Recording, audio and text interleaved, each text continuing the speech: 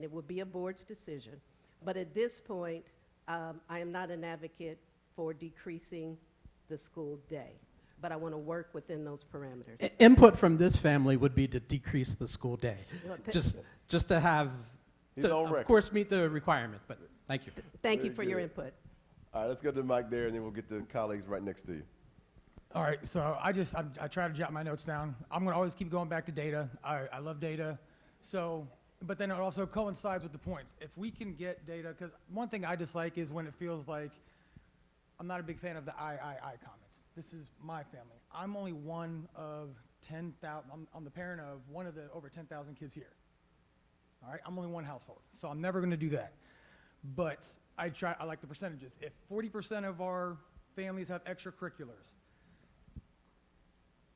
if your child's an athlete, even if we start junior high later, if I got an athlete, she's never a babysitter because she's going to come home, have to be back at school by 3:30 for busing, for a sport. So she'll never babysit the current elementary school kids. So I do want to make sure that that comment gets heard because some families, they get babysitting, but I'm like, if you got an athlete, they're never going to be babysitter once they get to 7th grade.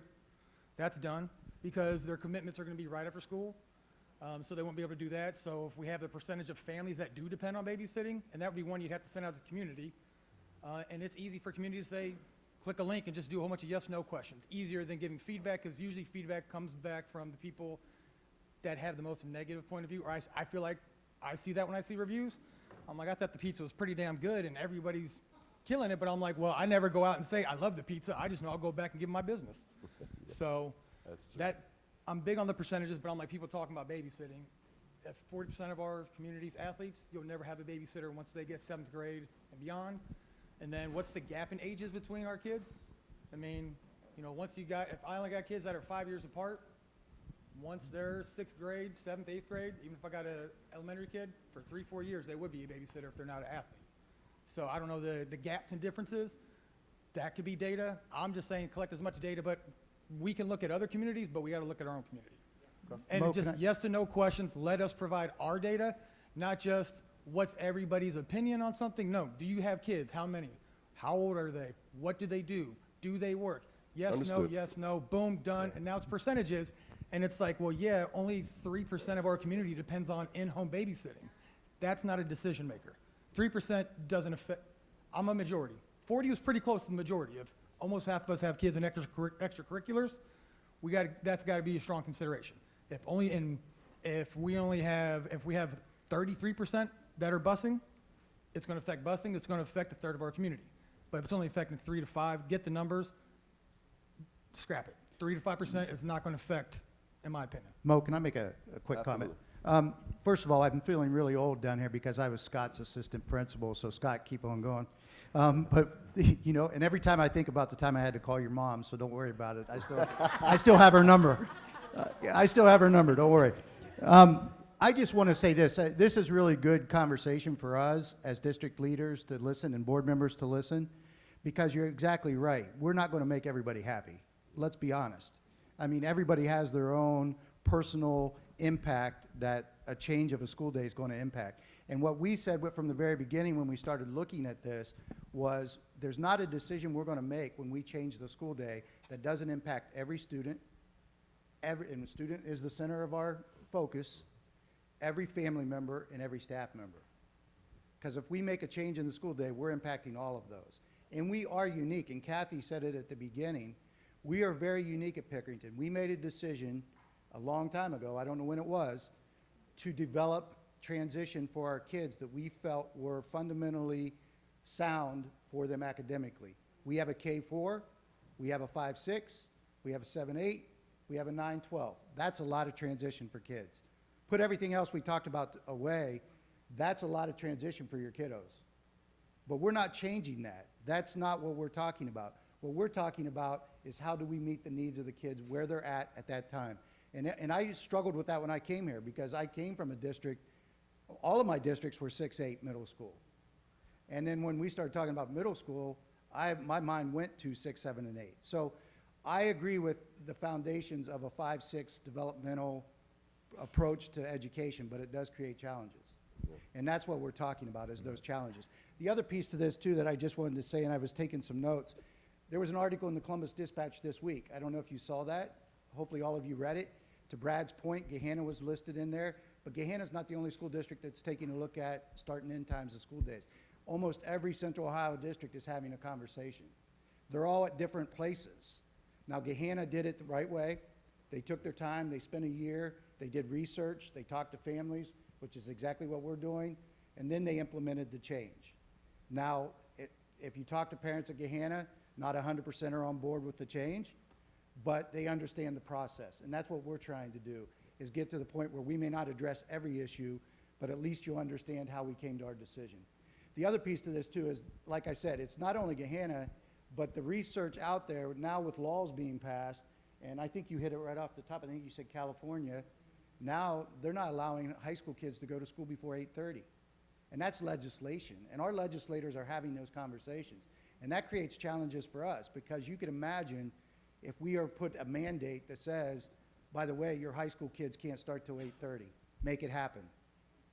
You know, with a district of almost 12,000 students, that's a lot. And financially, that's an impact on our district. The other piece, and I'll be quiet after I say this, but I think it's important. We talked about athletics a lot. I know you had mentioned about that driving some things. The OCC and the conference has a lot to do with participation times. So we want our kids to get to the events on time. We want them to be well prepared for safety purposes. So a lot of times when you talk about ending high school times, getting buses on the road, getting our kids to those events on time, a lot of that is driven by the league, OCC. And Brad, you know this too, being a wrestling coach. And the last thing we want to have happen is our kids show up at 6 o'clock and then expect to play an event at 7 o'clock, not having time to prepare. So those are things we're working through. I heard a lot about transportation tonight. Transportation is an issue in every school district in Central Ohio. And I'll just say it point blank, not enough drivers, not enough routes. We are doing the best we can. I give our district credit. Our kids get home, not always on time. They're a little late, but they get home, and they get home safely. And that's what's most important a lot of times. So I hear your concerns with transportation. That is a piece to this. We're not going to ignore it, and we're not sweeping it under the rug, but that's not the only thing we're talking about. We're talking about developmentally what's best for our kids. And so that's where we're going to land. So I appreciate all these conversations and respectful conversations, because this is an emotional topic. This impacts your family. This impacts your livelihood. I get that, and we all get that. So please know that we're not taking this lightly when we're having these conversations. All right, we've got about 5 good minutes, a lot of hands, and so we'll do lightning rounds. I'm going to ask you to be concise as you can. As we close, though, and it's really, the superintendent really kind of teed this up nicely, which is we've been talking about it already, but if there are other just considerations you want our stakeholder committee to hear, members of our school board to hear about, what should we be thinking about and considering as we move toward making a recommendation or not about changing school district, we'd love to hear some of those as we close out today's conversation. I'll start in the back with the gentleman with the mic. I mean, I think that there's so much interrelated things to this that, like, what is the point of changing the schedule of the kids when we have all these other issues that we're looking at? To your point, I mean, we like in Pickerington to just throw houses up in every piece of green space that we have, which is like that all over the east side because of all the things going on. But we also have to look at what that's going to do with all the kids coming into the district and all the congestion that's coming into the district. And is that more important than looking at if we switch some schedules around for kids? And I think that's, we have to take that into the city council, the mayor, and those issues that are well beyond just are we trying to do schedule changes, because I think that puts a lot more holistic view on the things we're trying to look at. Right. That's my opinion. 6 more comments. Who's here? Go ahead. And I'll be real quick. One of the things, there was about 14% of the students in the districts have disabilities.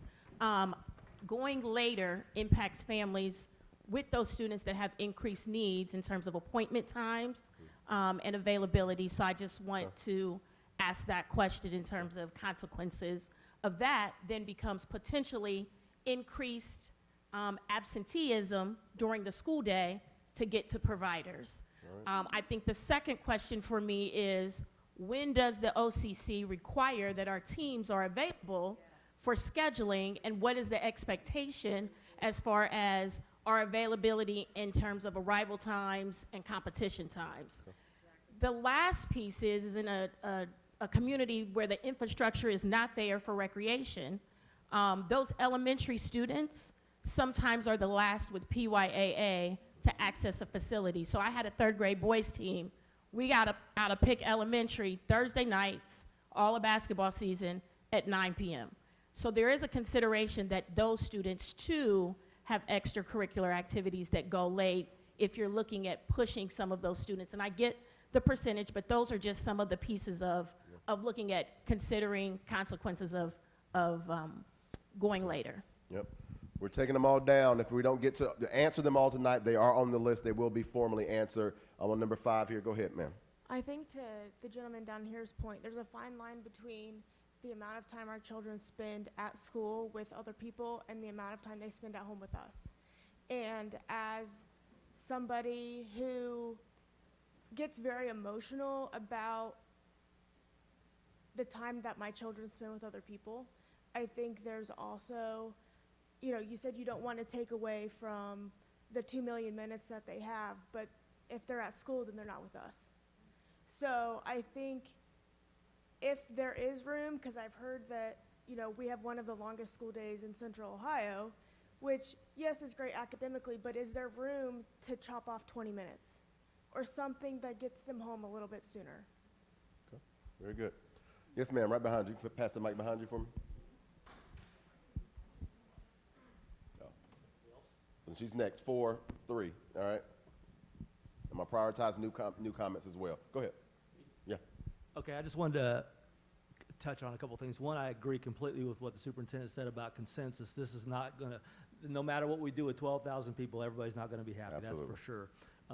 2 other thoughts. We were talking about, one of those slides talked about the 4 diverse needs, the academics, the transportation, the quality of life, the economics. To me, one of those is what really counts. The student learning, the academics should be the driver. Those other things are not unimportant. They're important factors, but they are factors to be worked around and planned around. It's the student learning that's important. Okay. And given that should be the case, and we're talking about adjustments ultimately here, one way or the other, potentially, the student learning day shouldn't be off the table. If you have to adjust, as an example, one of those 4 grade levels down by 10 or 15 minutes to make the whole thing, or 2 of those levels by 10 or 15 minutes, one way or the other, to make the whole thing work, as efficiently and effectively as possible, people shouldn't be taking that kind of thing off the table. That should be part of the whole process here. Okay.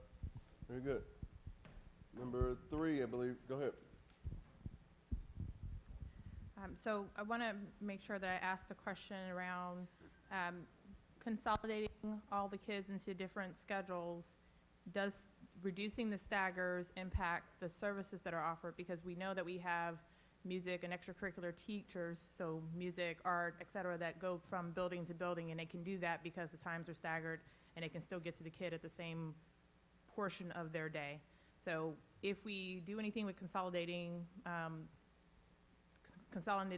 across the 4 time frames that we have starting, I would ask that we do so in a way that does not impact arts and music and all the other things that we have, language services, any of the gifted services, all of those other things that we do from a curriculum standpoint. I'm probably on the opposite side. Like, I do understand the 45 minutes on buses both ways impacts your total time with children, but I am also not, I would opt the opposite way. If you took curriculum by shortening the day to make this condensed, if you took curriculum out of the school district, I would probably take my kid out of the school district and opt for private care or private schooling, because I purposely came here for 8 or 9 rated school. We have been declining, and so I feel like we need the instruction. One of the things from a student perspective, this 3 minutes between classes, is not conducive for female students in a junior high or high school setting. So right now, at the length of day to day, they get their 30 minutes of instruction, they get 3 minutes to go from class to class. I don't think that we're conditioning it any better that makes it better for puberty-aged girls, if I'm going to advocate for that, that makes it make sense. So those are, those are things that I would like to make sure that we're considering as we start thinking about condensing, changing, and the services that are offered in the school. Very good. Noted. Very good. Yes, ma'am. I think the big thing I want to point out is if we're polling families, we need to be polling the times that they're working. Because I hear it all about childcare and that kind of stuff. But like as someone who's medical, we start shifts at 7 a.m. So it's never worked 9 o'clock. We've always just had to figure it out. So what do our parents work? But do they work in the home? Do they work at 7 a.m.? Do they start at 9? Some luxuries were made after COVID that allow people to make a little more adjustments. But for a lot of people, we work jobs that start at 7:30, and work until 5 o'clock still. And then, and I think when we poll extracurriculars, I think 40 is really low. I really think that that's only encompassing athletics and not encompassing your youth groups, your Girl Scouts, your Boy Scouts, all the other things that these kids are involved in, band, orchestra, private lessons, outside competition programs, clubs, church.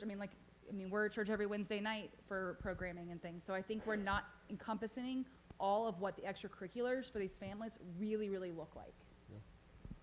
And we got one final over here. No.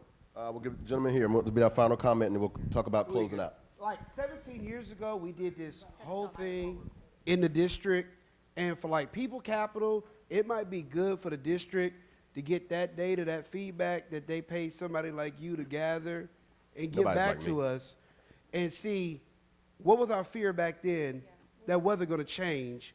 And then we can kind of look and see, we thought this was going to happen, it didn't happen, or we said this was going to happen, and it did happen. And I think we might feel better as a community because we've done this before. And we shifted in this big overhaul because when I went to school, junior high and high school were together. They changed it, and everybody was scared.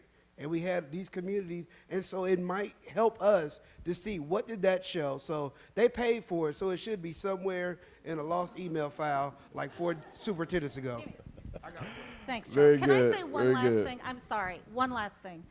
There's a different perspective that we need to bear in mind about our children and being in our buildings. For many of our students, this is the safest place they have. It's the place that they're fed. In many instances, it's the place that they're clothed.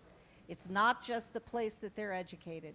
So for those of us who are kind of flying higher, we need to bear in mind that our schools are a safe space for many of our children. Okay, now.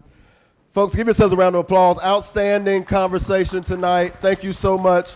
I just want to hit really quick where you need to go from here. And again, this is the first of several conversations about this particular topic. But one, we want you to stay up to date. You have an opportunity. You can scan that QR code. If there's a comment you wanted to make, a question you wanted to ask, you didn't get a chance to get it in, and you didn't want to write it down tonight, the feedback form on the other side of that QR code will get you there, and we'll get it on the radar for all of us.